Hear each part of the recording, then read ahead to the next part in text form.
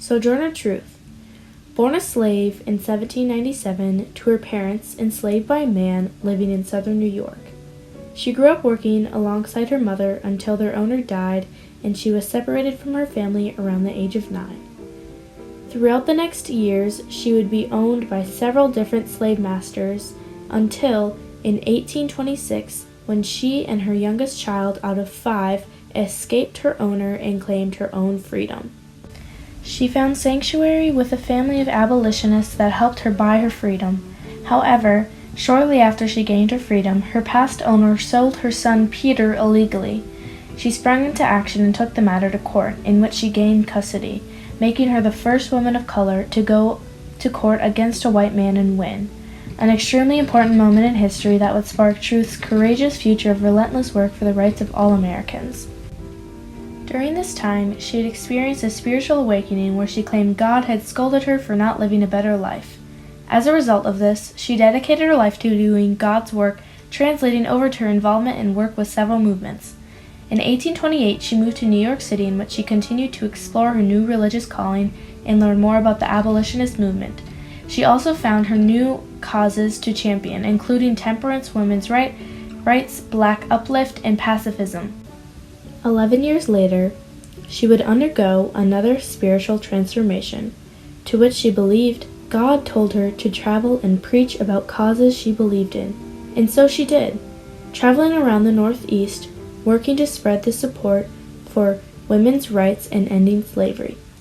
During her travels, she met abolitionist leaders like Frederick Douglass, William Lloyd Garrison, and David Ruggles along the way.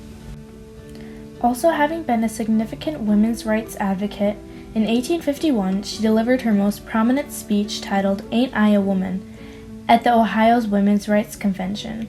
Considered to be one of the most significant abolitionist and women's rights speeches in American history, the message at the core of Ain't I a Woman highlights that women can change the world and that Truth's blackness did not make her not a woman. Well, children, where there is so much racket, there must be something out of kilter.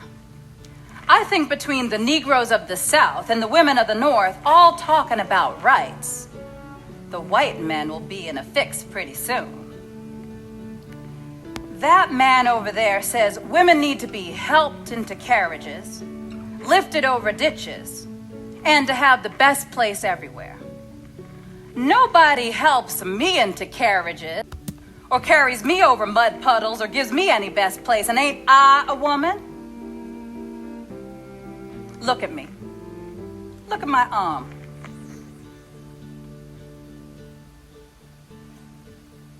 I have plowed, I have planted, I have gathered into barns, and no man could head me. And ain't I a woman? I could work as much, eat as much.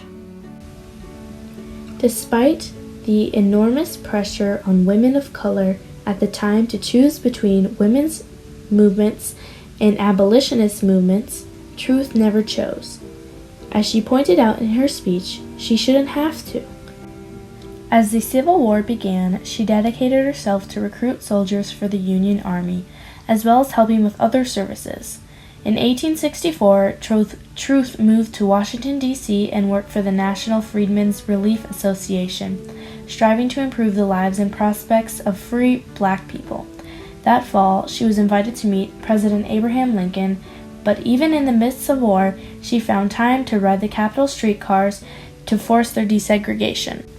She continued working after the war and lobbied the U.S. government to grant land to newly free black men and women.